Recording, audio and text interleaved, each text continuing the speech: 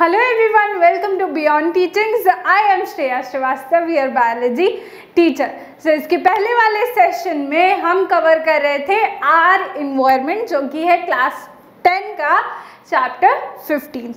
Alright, सो हमने इसका second part पढ़ लिया था. इसके पिछले वाले सेशन में हमने बात करी थी इकोसिस्टम के बारे में. What are the biotic and abiotic components associated with the ecosystem we found out in the previous session. Now in this session we will talk about food chains and food webs. तो सबसे पहले हम देख लेते हैं कि what are food chains. It is the linear network of organism. Now food chain is a linear network of organisms. यानी कि ये एक लीनियर नेटवर्क है, सीधा सीधा नेटवर्क है किसका? ऑर्गेनिजम्स का इन अ कम्युनिटी यानी कि जो ऑर्गेनिजम्स एक इकोसिस्टम में रहते हैं. जिस भी तरह के ऑर्गेनिजम्स रहते हैं उन सबको हम कलेक्टिवली क्या कहते हैं? कम्युनिटी कहते हैं. ये मैंने आपको बता दिया था. Through which food is transferred from one organism to another. Now whenever we think about an ecosystem, then the food is transferred from one organism to another. For example, अगर हम producers की बात करें तो producers क्या करते हैं? Food produce करते हैं, then consumers उसे खाते हैं, then consumers को secondary level of consumers खाते हैं. इस तरह से क्या होता है? एनर्जी का फ्लो रहता है, यानी कि फूड का ट्रांसफर होता है, एनर्जी का ट्रांसफर होता है. तो ऐसे नेटवर्क को जिस नेटवर्क में ऐसे लीनियर नेटवर्क को जिस नेटवर्क में फूड का ट्रांसफर हो रहा है ऑर्गेनिजम्स के थ्रू, उस नेटवर्क को हम क्या कहते हैं? फूड चेन कहते हैं. ऑलराइट, क्लियर है फूड चेन क्या होता है? नेक्स्ट देखते हैं क्या है trophic level. What are these trophic levels? Now अब ये एक अगर नेटवर्क की बात हम लोग कर रहे हैं तो ये क्या है? एक नेटवर्क है. ऑलराइट, क्या है? नेटवर्क है, यानी कि एक ऑर्गेनिज्म दूसरे को खा रहा है, लीनियर नेटवर्क बनता जा रहा है. तो इसमें क्या है? बहुत सारे स्टेप्स होंगे, लेवल्स होंगे.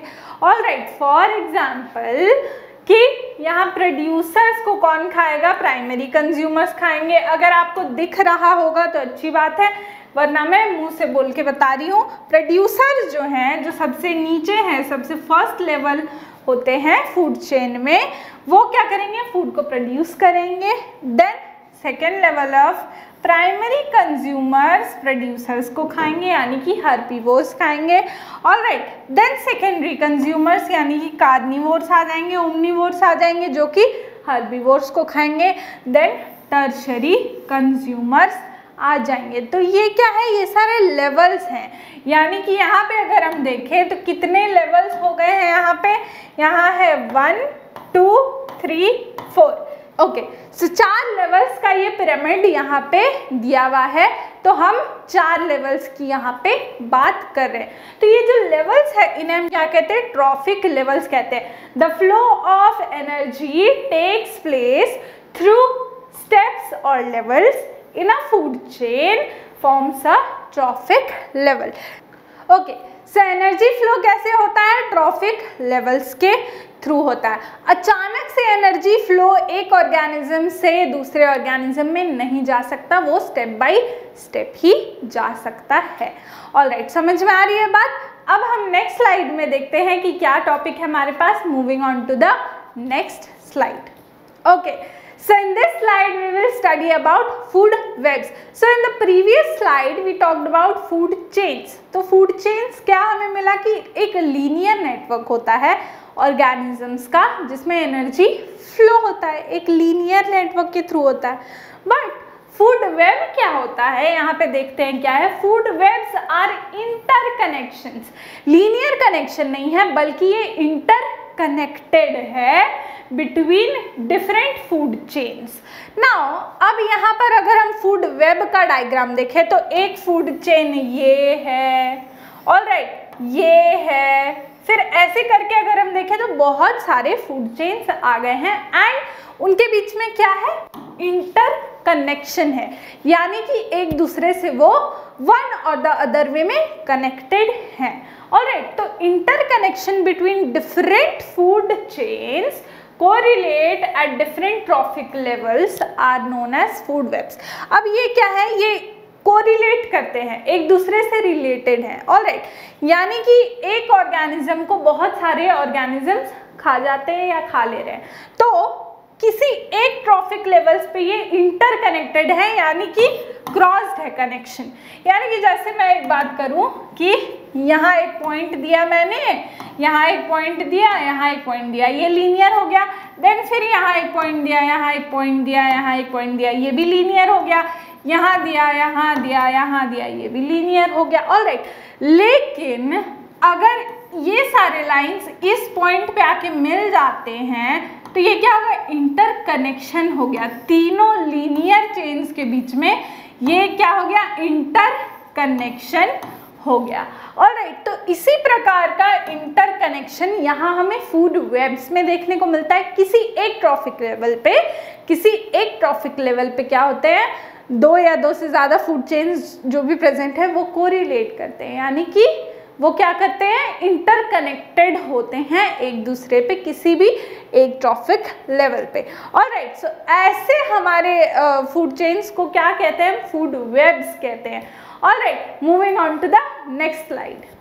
Okay, so now we knew about the food chain that कि उसमें एनर्जी फ्लो होता है। तो अभी हम उसी के बारे में बात करेंगे कि एनर्जी फ्लो किस तरह से होता है। कुछ लॉज हैं जिनको फॉलो करके एनर्जी फ्लो होती है। So the producer being the first trophic level accumulate energy and this energy is transferred through food chain at each trophic levels. Now a producer जो कि सबसे कम लेवल पे हैं, सबसे छोटे ट्रॉफिक लेवल पे हैं, सबसे नीचे हैं फूड चेन में, वो क्या करते हैं, इनऑर्गेनिक से ऑर्गेनिक फूड बनाने की कोशिश करते हैं। ऑलराइट, अब जब ऑर्गेनिक फूड बना लिया उन्होंने, अब ऑर्गेनिक फूड में क्या होती है, एनर्जी होती है, तो वो एनर्जी, कुछ एनर्जी खुद के अंदर स्टोर कर लेते हैं एंड कुछ एनर्जी क्या होती है, वो वेस्ट हो जाती है, यानी कि खर्च हो जाती है। किसमें, डाइजेशन में खर्च हो जाती है या फिर ट्रांसपोर्टेशन में खर्च हो जाती है बॉडी के अंदर प्लांट के, एंड इसी तरह से बहुत सारी एनर्जी खर्च हो जाती है। ओके, सो सिर्फ 10% एनर्जी क्या होती है, वो बच जाती है नेक्स्ट लेवल्स के लिए, ताकि वो दूसरे लेवल पे ट्रांसफ़र हो सके। सो प्रोड्यूसर्स में 10% बचते हैं तो कंज्यूमर्स ले जाते हैं। देन कंज्यूमर्स में भी फिर सेम चीज़ होता है। ओके, कंज्यूमर्स में क्या होती है, डाइजेशन में भी कुछ एनर्जी खर्च हो जाती है। देन कुछ एनर्जी बॉडी की हीट में खर्च हो जाती है, हीट बन के बाहर निकल जाती है। एंड अगेन 10% एनर्जी, उसमें से जो 10% बचता है वो क्या होता है, स्टोर हो जाती है बॉडी में for the next levels of consumers. Now अब इसमें आपको नहीं लगता कि एनर्जी जो है, एनर्जी फ्लो में क्या होती है, एनर्जी घटती जाती है। ओके, एंड दूसरी बात ये भी है कि एनर्जी कभी वापस नहीं आती। जैसे अगर प्रोड्यूसर्स से कंज्यूमर्स ने खा लिया तो वो एनर्जी वापस प्रोड्यूसर्स के पास नहीं आएगी, वो क्या होती है, यूनी डायरेक्शनल होती है, यानी कि एक ही डायरेक्शन में मूव करती है। यानी कि प्रोड्यूसर्स से कंज्यूमर्स, देन कंज्यूमर्स से सेकेंडरी कंज्यूमर्स, इस तरह से वो यूनी डायरेक्शनल वे में मूव करती है। एनर्जी कभी भी पीछे लौट के प्रीवियस लेवल्स के पास वापस नहीं आती। So this law is known as the 10% law and it was given by Lindeman in 1942। Okay, and ये जो फेनोमेनन है एनर्जी फ्लो का, इसको हम क्या कहते हैं, एनर्जी फ्लो कहते हैं, विच इज यूनी डायरेक्शनल। मैंने आपको अभी बताया कि एक ही डायरेक्शन में मूव करती है। नेक्स्ट स्लाइड में देखते हैं क्या है हमारे पास। ओके, सो हमने बात की कि यहाँ एनर्जी फ्लो होता है किसमें, फूड चेन्स में या फूड वेब्स में। तो ये जो एनर्जी फ्लो होता है, ये क्या होता है, एक ऑर्गेनिज्म दूसरे को खाता है एंड दिस सक्सेसिवली ये चलते रहता है, ये लीनियर चेन। ऑलराइट, नाउ आपको नहीं लगता कि कुछ टॉक्सिक केमिकल्स भी आ जाते होंगे फूड चेन्स में? मान लेते हैं कि किसी ऑर्गेनिज्म ने कोई पोल्यूटेड पानी पी लिया, कोई पोल्यूटेड खाना ही खा लिया, या फिर पेस्टिसाइड्स जो हैं वो पेड़ पे डाले हुए थे, वही पेड़ ही खा लिया हर्बीवोर्स ने। ऑलराइट, देन हर्बीवोर को कौन खाएगा? कार्निवोर खाएगा। फिर कार्निवोर को सेकेंडरी जो कंज्यूमर्स है वो खाएंगे। तो आपको नहीं लगता कि ऐसे अक्यूमुलेशन होने लगता होगा केमिकल्स का? तो यही वाले फेनोमेनन के बारे में हम बात कर रहे हैं, बायोलॉजिकल मैग्निफिकेशन या फिर biomagnification. Now what is biological magnification और biomagnification? It refers to the phenomenon of progressive increase in the concentration of toxicants, यानी कि टॉक्सिक केमिकल्स, ये जो केमिकल्स हैं ये कहाँ से इंटर होते हैं फूड चेन में? थ्रू वाटर हो सकते हैं, पेस्टिसाइड्स के माध्यम से हो सकते हैं। ओके, तो concentration of toxicants in organisms at each successive trophic level. अब ईच सक्सेसिव ट्रॉफिक लेवल मतलब ये पास ऑन होता जाता है।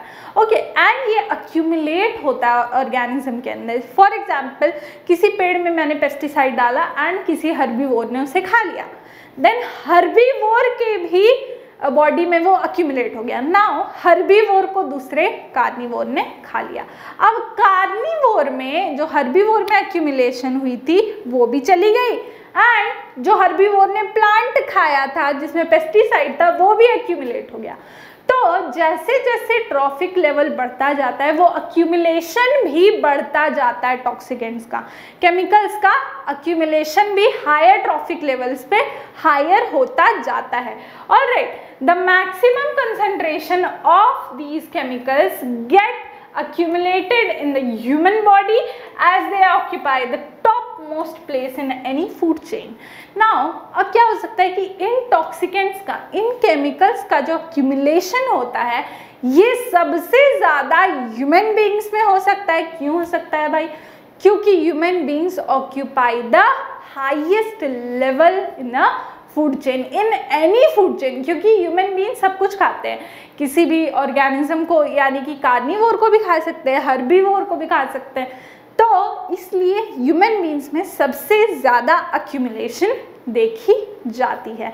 Alright, in the next session we will talk about the rest of the topics associated in this chapter. Until then, keep watching. Bye bye.